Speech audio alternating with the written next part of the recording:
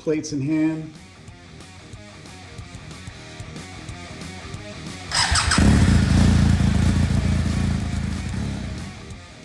What in the wide world of sports is going on out there, guys? It's a hot one here today, 110 degrees outside. It's about 100 in the garage. It's bad, but not that bad. Hey, it dawned on me when I went through the process of registering the ice bears. Where's the other one? There it is. So these are Chinese built bikes that you order online and they're delivered to your door, and they could come from any state, basically in the country, or even maybe straight from China. I don't know. These bikes don't come with titles or anything like that. They come with a certificate of origin and a bill of sale usually. I purchased my bikes from a company which I'll list here, and typically the bikes are delivered to your door. I was able to pick them up locally, which was a little bit of a benefit.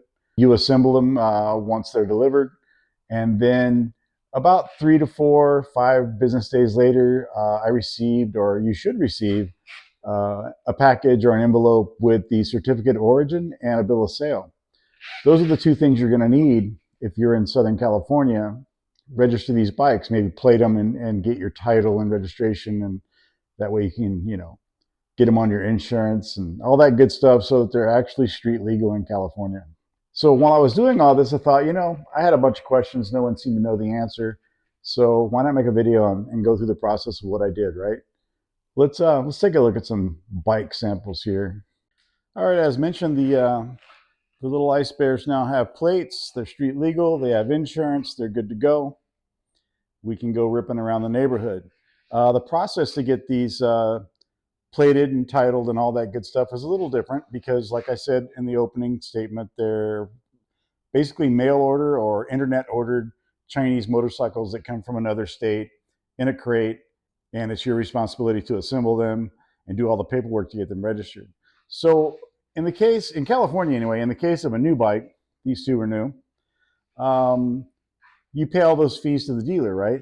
So you go to the dealer, you pick out your bike, and you pay a lot because California dealerships typically have hellacious dealer markups, and it sucks. Not so much on this guy, which was good. A little bit on that guy. Wasn't too bad. It's because they had so many in stock, I think. But anyway, so when you buy a new bike, you basically just throw a bunch of money at the dealership, and they take care of all the paperwork for you. And X amount of days later, you get your registration and your plates in the mail and your title if you paid in full for the bike, right? If you finance the bike, then the financing company will retain possession of the title until the bike's paid for, and you'll pay insurance and registration fees as you move forward, right? On a used bike, it's similar. This guy bought used. I completely built this DRZ Adventure for about 2,000 less than what the new DRZ costs. So something to think about if you think a DRZ is in your future. There are, buttloads of used DRZs out there with low miles on them. Buying used, in this case, I paid the previous owner in full. He had the title, he had the registration, he signed everything over to me. I drove away. He didn't want to write up a bill of sale, which is fine. I made up my own, and I paid less for the bike than. No, I didn't say that. Never mind. So in that case, you have to go through the process of re-registering the motorcycle in your name, and in California, you can do that online. Since the bike already had been registered in California and it had a California issued title, there was no need to prove that it was 50 state compliant, right? That's a big deal in California. It's more difficult to register a bike or a car in California that's not 50 state compliant as far as emissions go. That can be a problem. So if you buy a little ice bear or whatever Chinese little bike you buy, a scooter or whatever, a dirt bike. I know that there are just tons of them out there, and they're cheap. When you order your ice bear or what have you, your Chinese built internet bike.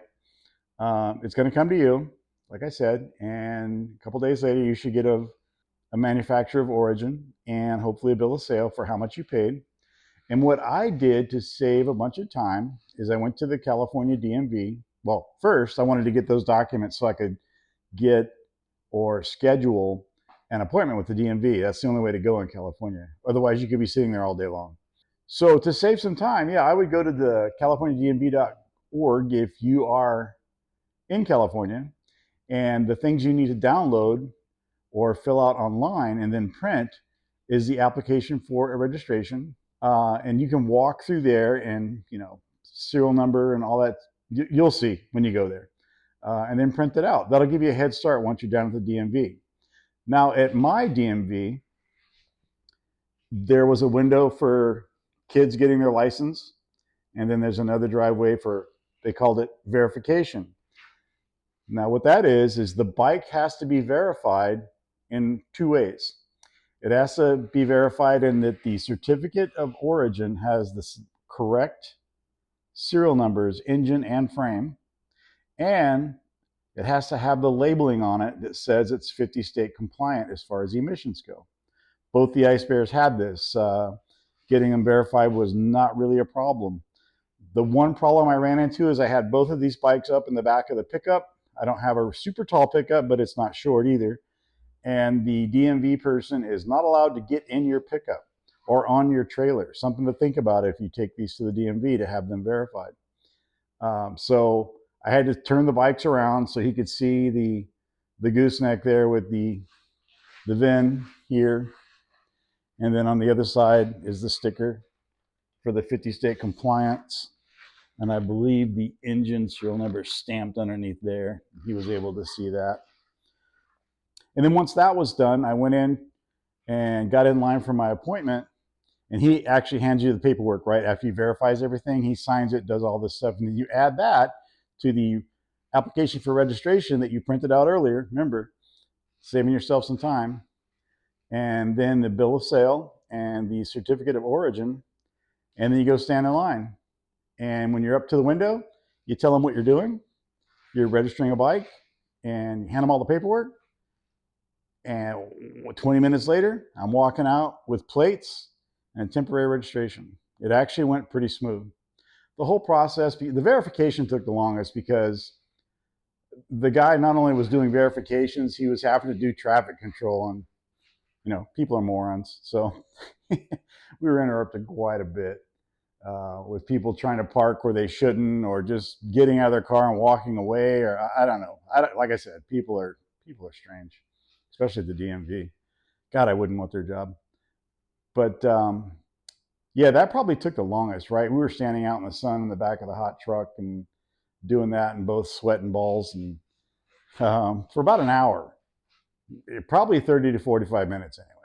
And then I went inside, and another 30 minutes spent standing at the window as the lady went through and entered all the data into the computer, handed me some plates and temporary registrations, and I was on my way. Now the title and another registration, which will be the more permanent registration, will be coming in the mail. And she said 4 to 5 weeks. I haven't received those yet because I've only had these registered for about a week now.